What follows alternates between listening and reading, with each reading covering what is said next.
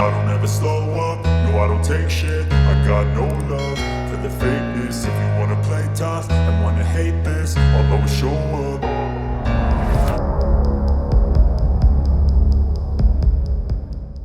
Wagner mercenary chief demands more ammunition for Bakhmut battle.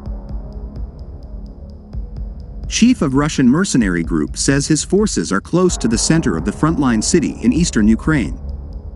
The chief of Russian mercenary group Wagner has said that his forces are close to the center of the frontline city of Bakhmut.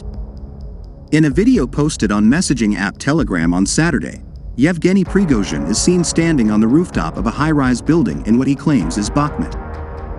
"This is the building of the town administration.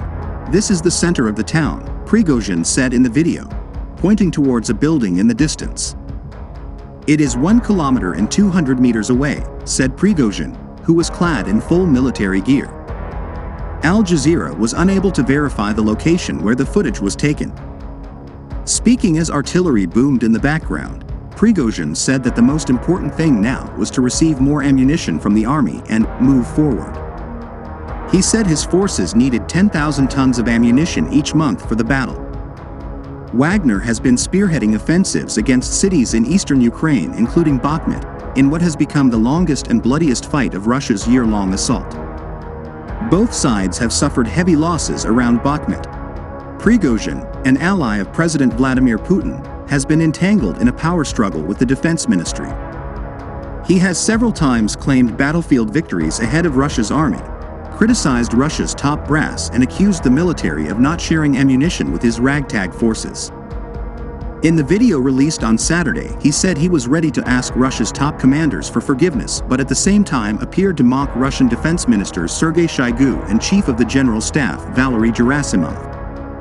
He said they were outstanding military commanders, and added that Russia's greatest military leaders, including Georgy Zhukov and Alexander Suvorov, could have learned from them. Necessary to buy time. Earlier this week, Wagner said its fighters had captured the eastern part of Bakhmut.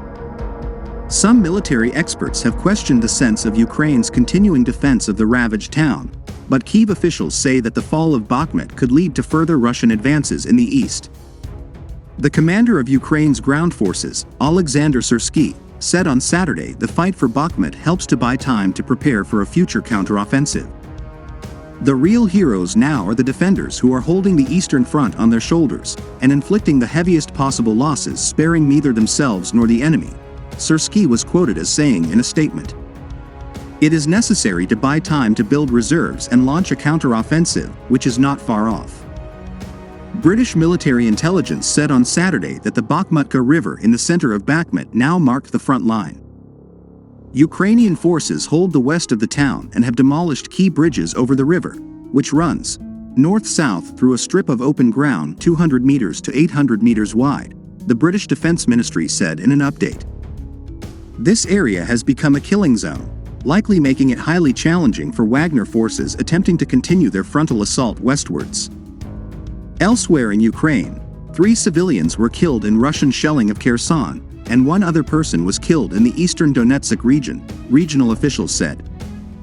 Alexander Prokudin, the head of Kherson's regional military administration, said 3 people, including an elderly woman, were also wounded during the artillery shelling of the city. Today, the Russian occupiers have hit Kherson again. On a Mykolaievsky road, near a shop, debris from a shell killed 3 people, Prokudin told Ukrainian TV, adding that a car, several buses and a commercial property were damaged. Pavlo Kirilenko, Donetsk regional governor, said 1 person was killed and at least 3 civilians were injured in the city of Kostiantynivka following several rounds of Russian shelling during the day. Donetsk region has seen some of the heaviest fighting since Russia sent troops into Ukraine on February 24 last year.